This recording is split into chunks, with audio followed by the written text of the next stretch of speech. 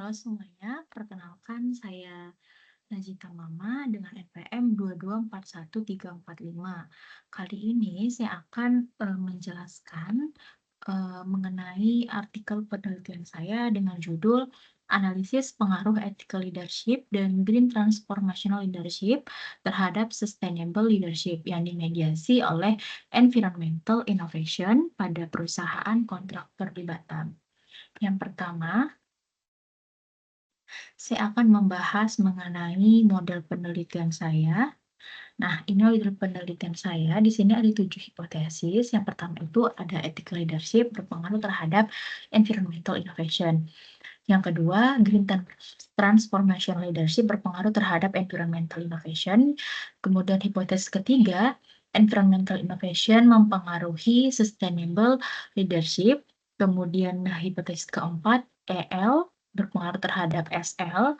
Hipotesis 5, GTL berpengaruh terhadap SL. Yang keenam, EL berpengaruh terhadap SL dengan EI sebagai variabel mediasi. Kemudian yang terakhir adalah GTL berpengaruh terhadap SL dengan EI sebagai variabel mediasi.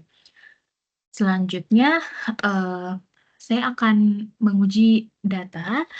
Pertama itu dimulai dari hasil kuesioner. Nah, ini adalah hasil kuesioner final sebanyak 208 orang yang saya ambil untuk analisis data.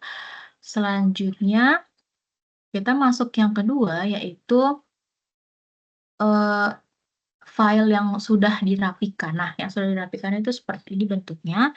Nah, di atas ini merupakan variabel dari model penelitian saya. Dan di sini ada 1 sampai 5, kemudian GTL 1 sampai 6. Nah, ini merupakan indikator pernyataan yang saya sebarkan melalui kuesioner. Nah, di sini ada angka. Nah, angka ini berfungsi sebagai skala yang saya ambil untuk penelitian saya. Nah, di sini ada skala 1 sampai 5 yang saya gunakan, yang dimulai dari 1 itu sangat tidak setuju dan 5 itu sangat setuju. Kemudian setelah itu kita save. Nah, kita masuk ke langkah pengujian data. Di sini saya menggunakan Smart PLS 3. Nah, yang pertama itu kita klik New Project ini. Nah, kemudian kita masukkan file kita. Nama kita di sini misalnya 124J. Kemudian kita klik OK. Di sini ada double click to import data. Kita klik. Nah, kita pilih file yang tadi kita simpan, yang sudah kita rapikan. Kita open, kita klik OK. Nah, di sini setelah muncul seperti ini, kemudian kita balik ke model kita tadi.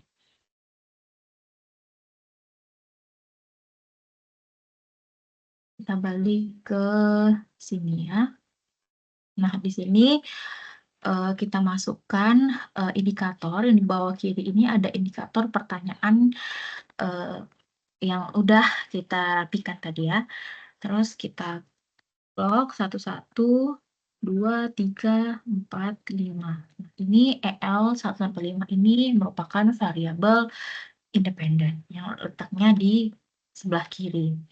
Kemudian yang kedua ini adalah Green Transformational Leadership.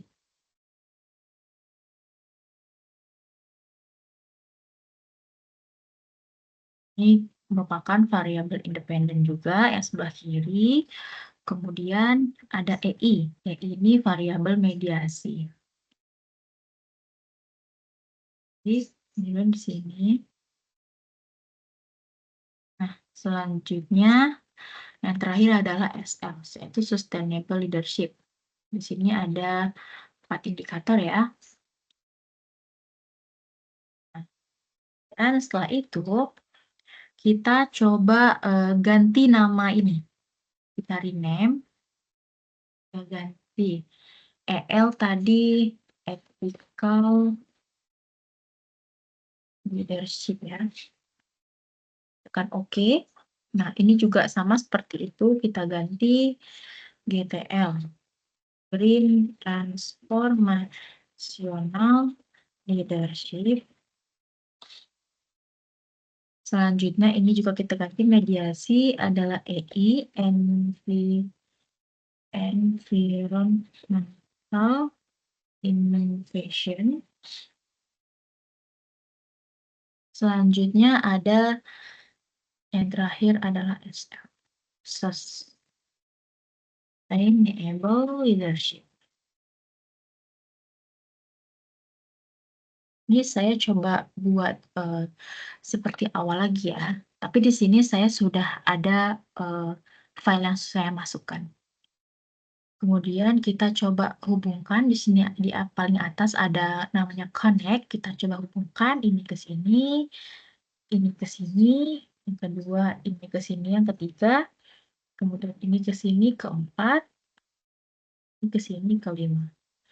Nah, ini adalah gambaran awal untuk menguji data. Kemudian saya akan coba buka file yang udah saya masukkan di sini. Nah, seperti ini tadi. Kemudian kita coba calculate, tekan calculate di atas ini, kemudian kita pilih PLS algorithm. Nah, kemudian kita start calculation. Nah, di sini banyak sekali kriteria yang bisa kita lihat. Yang pertama, untuk artikel ini kita yang pertama akan menguji hasil uji outer loading namanya. Nah, kita klik di bawah ini ada outer loading, kita klik. Nah, di sini kita bisa lihat ada yang hijau dan yang merah. Nah, untuk yang merah karena dia berdasarkan penelitian yang saya lakukan, uji ini itu digunakan untuk mengukur valid atau tidak dari item pertanyaan yang ada dalam kuesioner. Nah, sehingga dapat diketahui ketentuan dalam auto-loadings itu nilainya harus lebih besar dari 0,5, sehingga pertanyaan dapat dikatakan valid dan jika kurang berarti tidak valid. Nah, di sini bisa kita lihat semua indikator pertanyaan itu lebih dari 0,5, sehingga uji ini bisa dikatakan valid. Nah, selanjutnya kita akan mengukur uji validitas tiap konstruk. Yang pertama itu ada hasil uji AV. Kita coba buka di konstruk reliability ini paling bawah di quality criteria. Nah, di sini ada average variance extracted atau AVE. Nah, untuk AVE ini, bila ingin memenuhi dari rule of thumbs validitas konvergen yang didasari dari nilai AVE, maka nilai tersebut harus 0,5. Nah, di sini bisa kita lihat nilai ini semuanya hijau, yang berarti di atas 0,5. Di sini ada 0,5. Dan yang paling tinggi adalah 0,709. Nah, artinya nilai tersebut lebih dari 0,5 sehingga bisa dikatakan bahwa semua variabel itu valid. Nah, selanjutnya kita akan menguji hasil uji reliabilitas. Nah, di sini kita masih di sini ya. Nah, di sini bisa kita lihat Cronbach alpha, nilai Cronbach alpha dan composite reliability. Yang pertama kita akan membahas Cronbach alpha dulu ya. Jadi pada uji reliabilitas ini apabila nilai Cronbach alpha yang ini dan composite reliability yang ini itu lebih dari 0,07, maka variabel yang dimaksud sudah dapat dikategorikan sebagai reliable. Nah, di sini kita lihat semua nilai di sini hijau dan di atas 0,07. Nah, di sini ada 0,8, di sini juga semuanya di atas 0,07. Artinya ini dapat dikatakan sebagai reliable untuk keseluruhan variabel. Selanjutnya itu kita akan menguji yang namanya R-square. Di bawah ini ada tulisan R-square, kita klik. Nah, di sini kita bisa lihat di R-square adjusted. Nah, nilai R-square ini pada ada dua variabel. Yang pertama environmental innovation, dan yang kedua adalah sustainable leadership, di mana EI ini merupakan variabel mediasi dan SL ini merupakan variabel dependent. Jadi, nilai F-square pada variabel endogen environmental innovation ini dinilai 0,629. Nah, nilai R-square ini harus lebih dari 0,25 yang memperlihatkan bahwa hasil prediksi pada kategori moderate karena dia di atas 0,25. Sama juga dengan yang sustainable leadership di atas 0,25. Nah, untuk nilai R-square variabel endogen itu, yang sustainable leadership ini juga moderate karena hasilnya itu memenuhi kriteria. Berarti dua ini memenuhi kriteria. Selanjutnya kita masuk ke hasil uji model struktural. Nah, kita balik lagi ke model ini, ke sini ya. Kita balik lagi ke ini, kemudian kita klik calculate lagi, kita pilih bootstrapping. Kemudian kita start.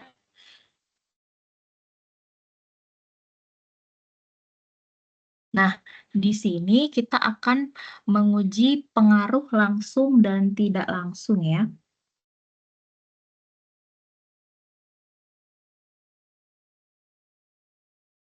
Nah, untuk pengaruh langsungnya kita klik total effect. Di bawah ini di final result kita klik total effect. Nah, di sini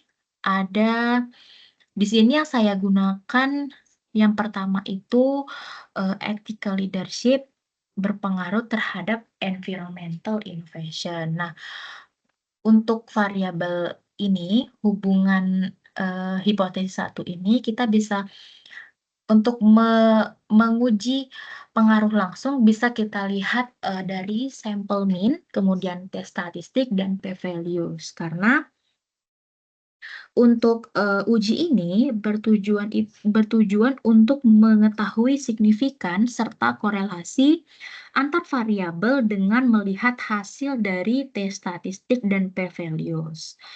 Untuk mengetahui apakah dia positif atau negatif, bisa kita lihat dari sampel mean. Nah, ketentuan untuk tes statistik itu nilainya harus lebih dari 1,96 atau p-values-nya kurang dari 0,05. Jadi bisa kita lihat yang pertama ada variabel EL terhadap EI itu t statistiknya di atas 1,96, p-values-nya yaitu kurang dari 0,05. Di sini hijau semua, di sini juga di atas 1,96. Nah, untuk sampel mean-nya itu juga berpengaruh positif ya, karena di sini juga di atas 0, harusnya ini sampel mean-nya berpengaruh positif karena dia di atas 0,05. Nah, jadi bisa kita lihat semua variabelnya itu adalah signifikan positif. Karena di sini hijau juga, di sini juga tidak ada yang merah. Kemudian kita masuk ke hasil uji pengaruh tidak langsung. Kita kliknya di bagian specific indirect effect. Nah, di sini ada dua. Nah, di sini itu ada ethical leadership berpengaruh terhadap sustainable leadership dengan EI sebagai mediasi. Dan juga yang kedua sama, bisa kita lihat di sini di sampel mean. Dan kemudian ada tes statistik dengan p-values. Nah, untuk tes statistik ini dia lebih dari 1,96. Kemudian p-values-nya yang untuk yang pertama tadi kan di bawah, harusnya di kurang dari 0,05. Ini lebih dari 0,05. Jadi untuk p-values yang pertama itu tidak signifikan. Kemudian yang kedua dikurang dari 0,05 di sini, ya benar, karena di sini di bawah 0,05 yaitu 0,03. Jadi di sini, signifikan yang kedua. Sekian presentasi dari saya ucapkan terima kasih dan sampai jumpa.